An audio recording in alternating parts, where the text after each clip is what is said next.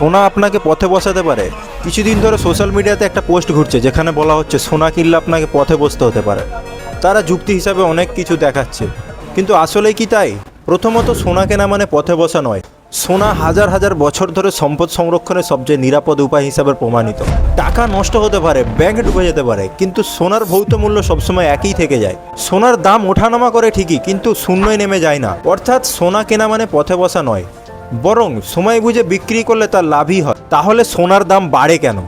যখন মানুষ অবিশ্বাসে পড়ে, যেমন ব্যাংক থেকে আস্থা কমে যাওয়া, অথবা কোথাও যুদ্ধ বেঁধে যাওয়া, বা কোনো মহামারী আসে, তখন মানুষ নিরাপদ আশ্রয় খোঁজে। সোনা সেই নিরাপদ আশ্রয়। ফলে চাহিদা বাড়ে, দাম বাড়ে। এটাই বাজারের স্বাভাবিক নিয়ম। বর্তমানে সোনার দামের বৃদ্ধির অন্যতম বড় কারণ বিশ্বের বহু দেশের কেন্দ্রীয় রিজার্ভ ব্যাংকগুলো ডলারের নির্ভরতা কমিয়ে বিকল্প হিসাবে সোনা কিনছে।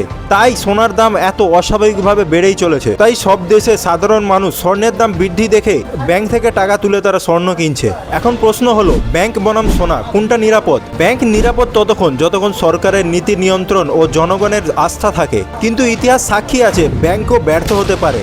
সোনা হলো ব্যক্তিগত সুরক্ষা সম্পদ, যার দাম সময়ের সঙ্গে সঙ্গে কমে বাড়ে, কিন্তু হারিয়ে যায় না।